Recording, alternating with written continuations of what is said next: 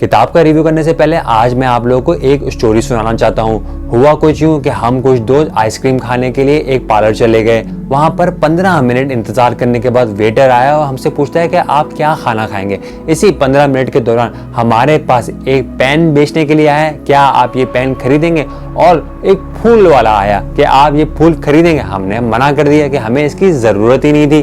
15 minute के बाद जब वेटर आया हमारे लिए आइसक्रीम लेके आया, हम लोगों ने आइसक्रीम खाई और लंबी गुफ्तगू करते रहे। 1 घंटे तक मैं उस पेंसिल सेलर और फ्लावर सेलर को गौर करता रहा, उनको ऑब्जर्व करता रहा कि क्या 1 घंटे के अंदर इनकी सेल हो रही है या नहीं हो रही, कस्टमर इनसे चीज खरीद रहे हैं या नहीं खरीद रहे। मैंने हिसाब लगाया कि इन दोनों की 1 घंटे के अंदर कोई सेल नहीं हुई। क्यों? क्योंकि डिमांड ही नहीं थी। लेकिन उस वेटर ने 1 घंटे के अंदर कम से कम 10 कस्टमर को फारिग कर दिया था।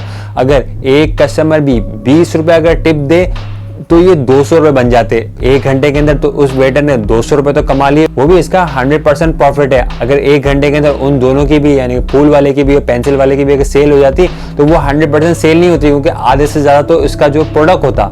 आपने ये वीडियो तो जरूर देखी होगी। तो वो सवाल ये होता है कि sell me this pen, sell me this pen. जब वो अपने दोस्त को ये पेन देता है सेल करने के लिए, तो दोस्त इससे कहता है क्या तुम मुझे अपना ऑटोग्राफ दे सकते हो? तो कहता है मेरे पास पेन नहीं है। और कहता है ये लो pen. The game is demand and supply. जहाँ पे जिस चीज की डिमांड होगी वहां पे उस चीज की मांग जरूर होगी, वहां पे उस चीज के कस्टमर जरूर होंगे। That's the attitude. You can sell anything. Sell me this fucking pen right here. You can sell anything. Sell that. Sell me that pen. Can I finish eating first? I need. Brad, show him how it's done. Boom. Sell me that pen. Watch. Go on. Let me sell this fucking pen.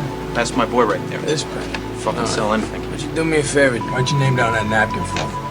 I don't have a pen. Exactly. Supply and demand. You know what I'm saying? He's creating urgency. They get them to want to buy the stuff. Convince them it's something that they need. You know what I mean? And that's the thing. अस्सलाम वालेकुम दोस्तों, मैं हूं मोहम्मद काज़िम और आज जो मेरे हाथ में किताब है how I multiplied my income and happiness in selling. ये किताब है फ्रैंक बेटकर की। इस किताब का जो मौजू है मैं खुशहाल सेल्समैन कैसे बना। वैसे तो इस किताब का मौजू है इंश्योरेंस की पॉलिसी किस तरीके से सेल करते हैं, और ये इंश्योरेंस पॉलिसी सेल करते करते एक कामयाब तरीन इंश्योरेंस पॉलिसी सेलर कैसे बने और एक कामयाब तरीन सेल्समैन कैसे बने, कस्टमर किस तरीके से हासिल करते हैं और कस्टमर को एक्वायर कैसे करते हैं। कस्टमर एक्विजिशन के ऊपर ये किताब एक बेहतरीन किताब है। वैसे तो ये किताब 50 साल से भी ज्यादा पुरानी है, लेकिन इसके जो उसूल है वो आज भी लागू होते हैं। इस किताब का आगाज तो बेसबॉल गेम से हो रहा है। अब आप ये सवाल करेंगे कि भाई बेसबॉल गेम का इससे क्या ताल्लुक है। जी हाँ, गेम और सेल्स का बहुत गहरा ताल्लुक है। कि मैं शिकागो क्लब के खिलाफ मैच खेल रहा था, बॉल पकड़ने की गर्ज से मैं थोड़ा तेज दौड़ रहा था। बॉल रोकने के बाद जब मैंने उसे पूरी कुव्वत से वापस बॉलर की जानिब फेंका तो मेरे बाजू पर शदीद झटका लगा। ये झटका इस कदर शदीद था कि मेरा बाजू शाने की जोर से बुरी तरह हिल गया और मैं दर्द से करहाने लगा। डॉक्टर ने मेरा मुआयना किया और मुआयना करने के बाद कहा अगर मैंने कभी बॉलिंग करवाने या बॉल फेंकने के लिए बाजू को झटका दिया तो मेरा बाजू तो हमेशा के लिए नाकारा हो जाएगा। नतीजतन मुझे अपनी मनपसंद गेम को हमेशा के लिए खैराबाद कहना पड़ा। जब मैं आईने में खुद को देखता हूँ तो अपने दिल व दिमाग में खुद को कल का हीरो और आज का जीरो महसूस करता हूँ। मैं वापस अपने घर चला गया। वहाँ मुझ पर दूसरा सदमा मेरे मुंतजर था। वो ये कि कोई काम करने और रोजी कमाने के लिए मेरे पास कुछ भी नहीं था। ना तो मेरे पास कोई आला डिग्री थी और ना ही मेरे पास कोई काम का तजर्बा था और ना ही इतना सरमाया था कि छोटा सा कारोबार शुरू करूं। इन तकलीफदेह अय्याम में मुझे अपने एक खैरख्वाह दोस्त की बात याद आई। अगर कभी मुझे मुलाजिमत तलाश करनी पड़ी तो जो भी नौकरी पहले मिले उसे फौरन कबूल कर लेना, फिर आहिस्ता आहिस्ता किसी दूसरे काम को तलाश करते रहना। फिर ये कहते हैं कि मुझे एक फर्नीचर की दुकान में जॉब मिली। फिर उसके बाद मैंने स्विच कर लिया लाइफ इंश्योरेंस के बिजनेस के अंदर, लेकिन वहाँ पर भी दाल नहीं गली। 10 महीने में मेरी कोई खातिर ख्वाह सेल नहीं थी। कुछ फायदा नहीं हो रहा था, बल्कि पैसे लेने के बजाय पैसे देने पड़ रहे थे। कहते हैं कि सेलिंग का अमल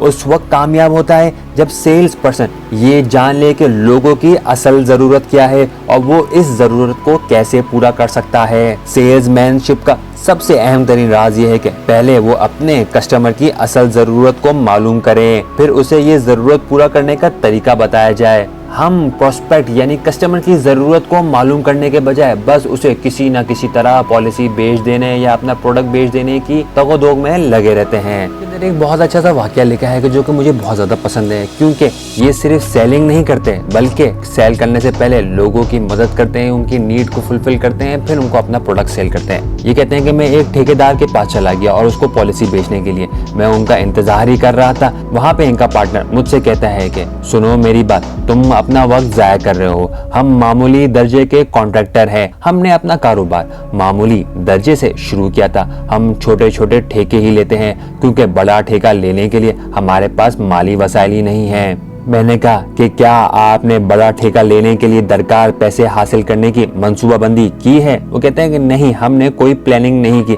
लेकिन हो सकता है कि कभी कोई ऐसा मौका मिल जाए। तो मैंने इनसे सवाल किया कि आपने ये कंस्ट्रक्शन का कारोबार कैसे शुरू किया? तो उसने जवाब दिया, मैं और मेरा पार्टनर टॉम एक बड़े ठेकेदार के पास काम करते थे। उसने ठेकों में बहुत पैसा कमाया लेकिन सब कुछ शराबनोशी में बर्बाद कर दिया। चुनाचा इसका कारोबार तबाह बर्बाद हो गया और टॉम बेरोजगार हो गया।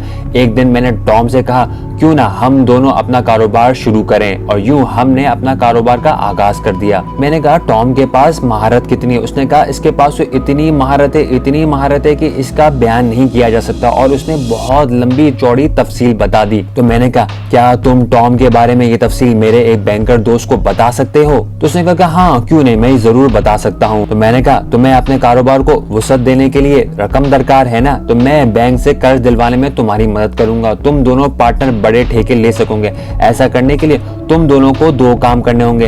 पहला ये कि तुमको अपनी इंश्योरेंस पॉलिसी लेने पड़ेगी। ये दोनों राजी हो गए कि अगर बैंक से लोन मिलेगा तो हम पॉलिसी लेने के लिए तैयार हैं। इन दोनों ने पॉलिसी खरीद ली। पॉलिसी लेने के बाद हमने अपने बैंकर दोस्त से मुलाकात करने का वक्त तय किया। उससे मुलाकात करने के लिए बैंक गए। टॉम और जोसेफ ने अपने कंस्ट्रक्शन प्लान्स के बारे में बताया। जब बैंकर ने लाइफ इंश्योरेंस पॉलिसी के बारे में पूछा तो दोनों ने $1 लाख की मालियत की इंश्योरेंस पॉलिसी मेज पर रख दी। बैंक ने दोनों का लोन जारी कर दिया और वो बड़े ठेके लेने में कामयाब होने लगे। इस वाकये से मैंने जो कुछ अनमोल सबक सीखा वो ये था कि अगर मैं उन दोनों को सिर्फ लाइफ इंश्योरेंस पॉलिसी बेचने की कोशिश करता रहता तो सरासर नाकाम रहता, लेकिन मैंने पॉलिसी बेचने से पहले उन लोगों की मदद करना चाहिए। जब मैंने उनकी मदद करी तो यकीनन उन्होंने भी मेरी मदद करी, और यही दुनिया का उसूल है। इस किताब का उर्दू तर्जुमा हो चुका है। इसके अलावा इस ऑथर की एक और बेहतरीन किताब है, उसका भी उर्दू तर्जुमा हो चुका है। मैं रिकमेंड करूंगा कि ये वाली किताब से ज्यादा वो वाली किताब आप जरूर पढ़ें। अगर आपको ये वीडियो अच्छी लगी तो उसको शेयर जरूर कीजिएगा, हमारे चैनल को सब्सक्राइब जरूर कर लीजिएगा। बहुत शुक्रिया, अल्लाह हाफिज।